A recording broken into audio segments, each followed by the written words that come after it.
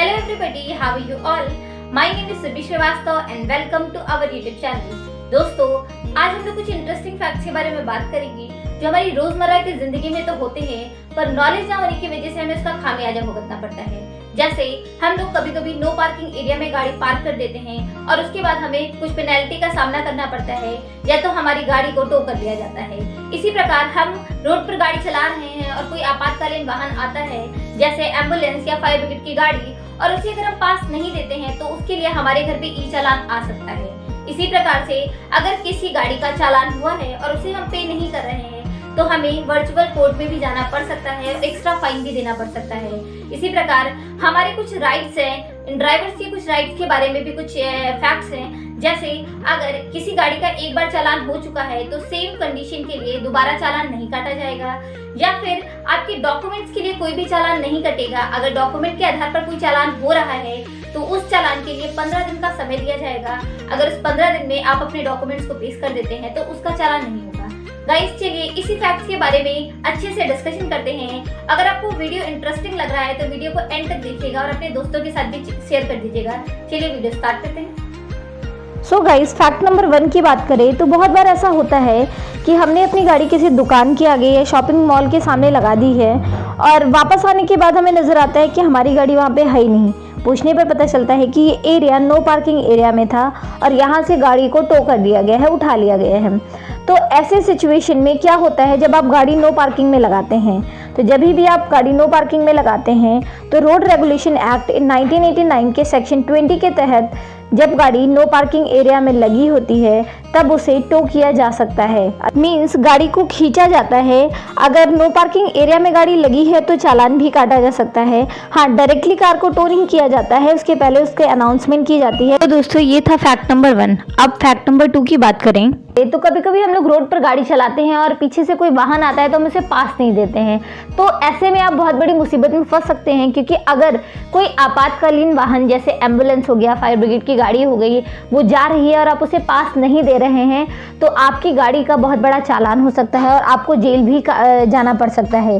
क्योंकि motor vehicle act के तहत सेक्शन 194E में ये कहा गया है कि अगर आप किसी भी आपातकालीन वाहन को रास्ता नहीं देते हैं तो आपको 10,000 का जुर्माना और लगभग 6 मंथ का इम्प्रिजनमेंट दिया जा सकता है। तो दोस्तों, ध्यान रहे जब भी आप रोड पर गाड़ी चलाएं तो इन नियमों का ज़रूर ध्यान रखें।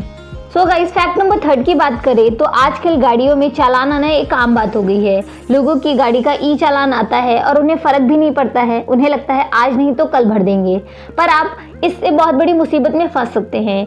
क्योंकि अगर आप समय पे चालान नहीं भरते हैं, जिसका टाइम पीरियड 90 डेज होता है, तो आपको वर्चुअल कोर्ट में पेश होना पड़ सकता है और जितना आपका फ़ाइन कटा है उससे 3 गुना ज़्यादा फ़ाइन आपको देना पड़ सकता है।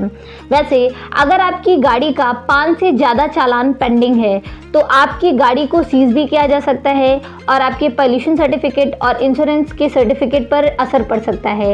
और अगर आप गाड़ी को बेचना चाहते हैं तो उस पर भी रोक लगाई जा सकती है।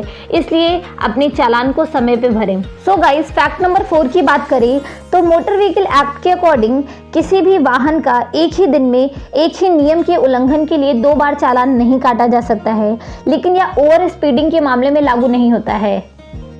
और अगर किसी सेम चीज़ के लिए कोई ट्रैफिक पुलिस वाला दोबारा गाड़ी को रोकता है तो आप पुराने वाले चालान की रसीद उसे दिखा देंगे तो वो दोबारा चालान नहीं काटेगा। सो गाइस, फैक्ट नंबर 5 की बात कर ले तो फैक्ट नंबर 5 ड्राइवर्स के राइट्स के ऊपर है। क्योंकि जब भी चालान कटता है तो चालान कभी भी डॉक्यूमेंट के आधार पर भी काट दिया जाता है। तो अगर चालान लाइसेंस के आधार पर काटा जा रहा है तो वो चालान वैलिड है, पर अगर डॉक्यूमेंट्स के आधार पर चालान ऑन स्पॉट काट रहे हैं तो वो इलीगल चालान माना जा सकता है। क्योंकि अगर आपके डॉक्यूमेंट्स के आधार पर, जैसे आपके इंश्योरेंस के या फिर पॉल्यूशन सर्टिफिकेट के आधार पर अगर आपका चालान काटा जा रहा है तो उसके लिए आपको 15 दिन का समय दिया जाएगा। अगर आप 15 दिन में अपने सारे डॉक्यूमेंट्स जो है ट्रैफिक पुलिस अधिकारी के पास भेज देते हैं तो चालान नहीं कटेगा। और ऐसा मोटर व्हीकल रूल्स के रूल नंबर 139 में दिया गया है कि वाहन चालक को दस्तावेज को पेश करने के लिए 15 दिन का समय दिया जाएगा और उसका ऑन स्पॉट चालान नहीं काटा जाएगा। तो गाइस, होप सो आपको ये इंटरेस्टिंग फैक्ट समझ में आ गया होगा। इस तरीके के और भी बहुत सारे इंटरेस्टिंग फैक्ट्स हैं जो हमारी रोजमर्रा की जिंदगी में काम आते हैं। अगर आपको उनके बारे में भी जानना है तो हमें कमेंट सेक्शन में जरूर बताएं। अगर आपको मेरा वीडियो पसंद आया है तो लाइक, कमेंट, शेयर जरूर कर दें। मेरे चैनल को भी सब्सक्राइब कर दें। Bye bye, take care, thanks for watching.